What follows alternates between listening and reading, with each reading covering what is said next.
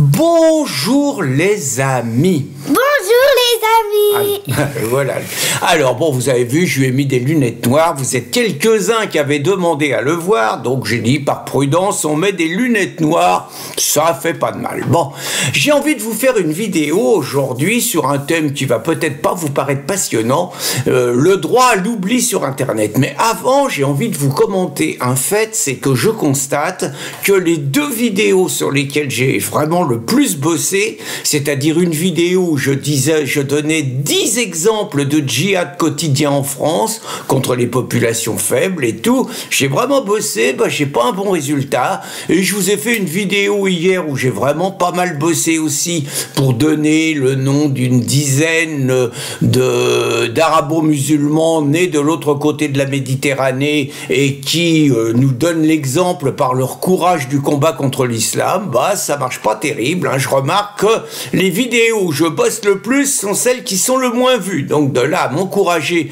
à plus rien foutre et à vous faire des vidéos faciles, il n'y a qu'un pas que pour l'instant je ne franchirai pas, mais je sais ce qu'il faut faire si je veux vraiment faire du chiffre. Je parle de Brichel, hein, qui est un sujet par ailleurs très politique, hein, quoi qu'en disent certains. Je parle de Brichel, et puis je parle de sexe, je parle d'histoire de cœur, pour ne pas dire d'histoire de fesses et tout, et puis là je vais faire du chiffre. Bon, donc j'espère que cette vidéo sera un peu mieux vue, parce que c'est quand même un sujet qui est pas inintéressant dans la société dans laquelle on vit. C'est-à-dire que je constate sur Riposte Laïque, qui d'ailleurs baisse également en ce moment, hein, ça nous fait apprécier. Dans les hauts moments, on fait entre 70 et 80 000 vues. En ce moment, on est plutôt à 55-60. C'est comme ça, hein. Peut-être que quand on aura un nouveau Premier ministre, qui sera sans doute pas ma grande copine Lucie, ça va remonter.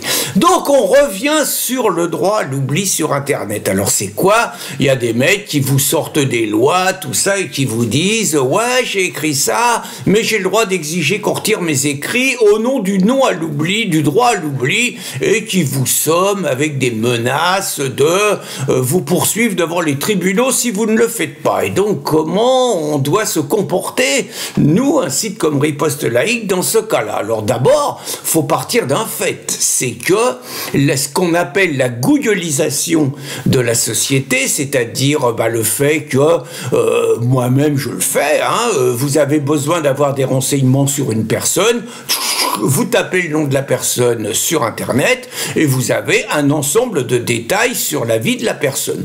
Ça peut être pour le meilleur et pour le pire.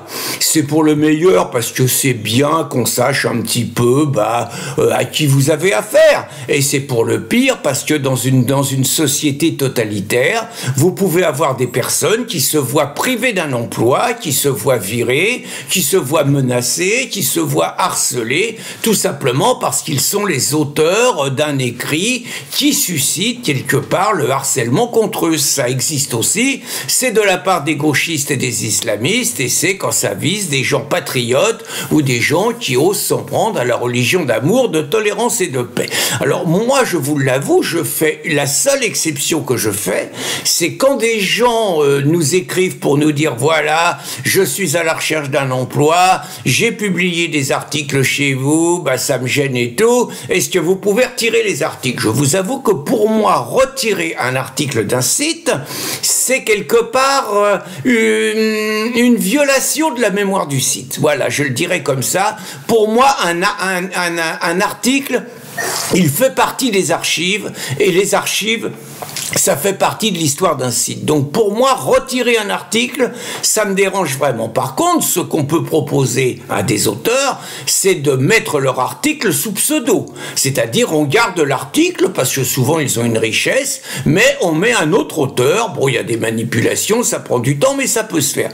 Pour moi, c'est la seule exception. Mais là, dernièrement, le président Sebag, de Riposte Laïque, m'a soumis, ainsi qu'à d'autres copains, 2 exemples de personnes qui nous demandent de retirer un article. Alors la première personne, c'est un article qui remonte à 8 ans, c'est un mec de gauche, bon, contre lequel, je cite pas de nom, hein, contre lequel on a fait un article très critique par rapport à ses positions. Le gars est à la Ligue des droits de l'homme, à la Ligue de l'enseignement, syndicaliste enseignant, Ufal et en même temps conseiller des musulmans dans une mosquée. Bon, et il se dit laïque hein, et républicain. Bon, bah évidemment, on a exprimé nos désaccords. Le gars nous écrit en disant ça m'embête à cause de cet article, je me fais critiquer des fois.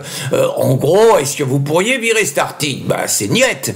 Et puis il y en a un autre, alors lui il nous joue une partition, alors il y en a d'autres qui nous jouent d'autres partitions, qui nous disent ouais, avant vous étiez gentils, maintenant vous êtes devenus méchants, vous êtes des enfoirés, vous dites ça, vous dites ça, vous dites ça. Pour moi, voir mon nom associé à des gens comme vous, c'est insupportable, je vous somme de retirer l'article. Bah non, bah non.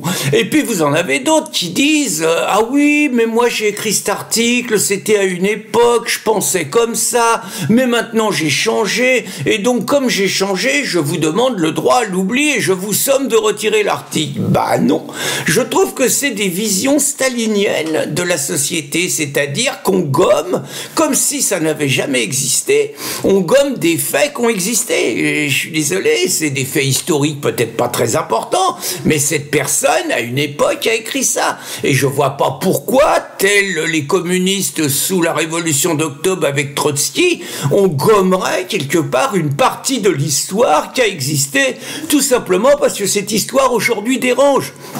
Avant, il y avait les supports papier. Bah, les supports papier, je sais que ça n'a pas les mêmes conséquences. L'Humanité a publié des pages 1 où il se félicitait du pacte germano-soviétique, il se félicitait des crimes de Staline. Bon, bah, je veux dire, ça fait partie de leur histoire. Je me doute que s'ils pouvaient, ils l'effaceraient, mais le papier, on n'efface pas. L'Action française a peut-être écrit des choses à l'époque de l'affaire Dreyfus qui n'étaient pas très honorables. Bon, il n'empêche que l'Action française existe toujours, l'affaire Dreyfus, ça fait partie de l'histoire, et bien, il n'y a pas de raison. Je trouve qu'il faut assumer ce qu'on aime. Moi, j'ai beaucoup changé dans ma vie, enfin, j'ai beaucoup changé, oui, il y a des sujets comme la nation, comme l'immigration, comme la laïcité, la conception de la laïcité, peut-être le combat social sur lequel j'ai changé. J'ai d'ailleurs fait un livre, Transgression, avec mon copain Bernard Germain, où j'explique ça.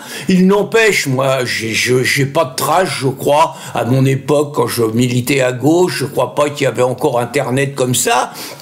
Mais je vous l'avoue, il y aurait Internet et il y aurait des écrits où je raconte ce que j'écrivais à l'époque sur les sujets que je viens d'évoquer. Je veux dire, j'assumerais, il ne me viendrait pas à l'idée, je dis bien à l'idée, de téléphoner à des mecs, de leur écrire pour leur dire « Ouais, vous dites ça, je suis plus comme ça maintenant, donc virez-moi ça, sinon je vous menace. » Enfin, pour moi, un homme libre, il doit assumer ce qu'il a été et assumer ce qu'il est. C'est ça la liberté, c'est ça les hommes forts quelque part. Par contre, et là j'insiste vraiment, je donne un conseil aux jeunes qui sont plutôt patriotes et qui veulent écrire sur Internet, qui n'ont pas encore de situation professionnelle.